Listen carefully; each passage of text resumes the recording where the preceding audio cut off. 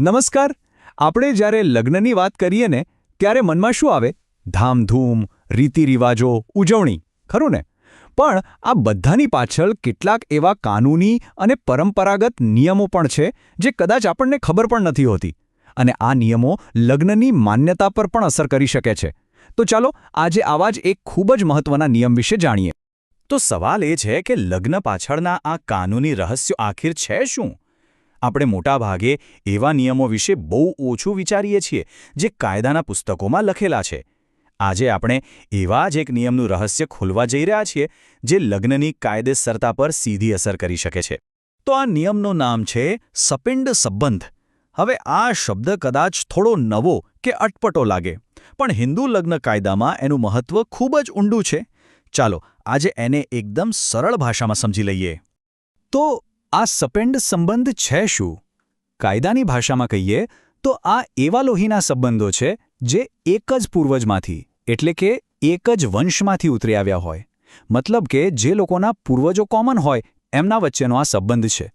જો હજી આને સરળ બનાવીએ તો એનો સીધો અર્થ થાય છે એક જ કુટુંબના લોકો. બસ આટલું જ સિમ્પલ.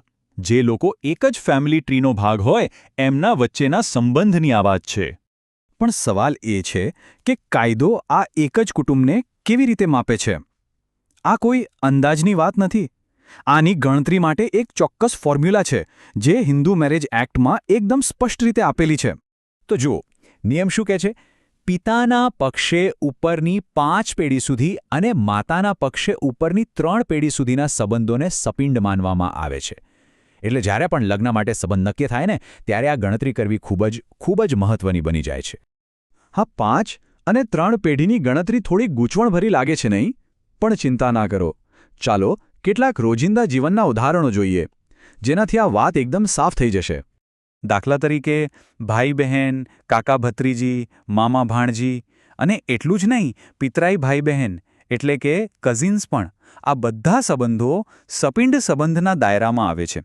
એટલે સામાન્ય સંજોગોમાં આ સંબંધોમાં લગ્ન થઈ શકતા નથી. તો પછી આનો કાનૂની અર્થ શું થયો? શું આ નિયમ બધા માટે એક સરખો જ છે કે પછી એમાં કોઈ છૂટછાટ, કોઈ અપવાદ પણ છે? આ સમજવું ખૂબ જ જરૂરી છે.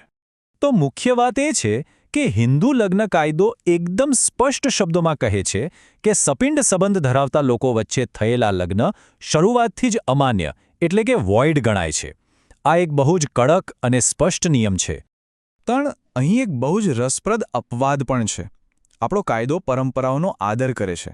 એટલે કે જો કોઈ સમાજમાં પેઢીઓથી કોઈ ખાસ રિવાજ કે પ્રથા ચાલતી આવતી હોય અને એ રિવાજ મુજબ આવા લગ્નોને સામાજિક માન્યતા મળેલી હોય તો પછી કાયદો એમાં છૂટછાટ આપી શકે છે.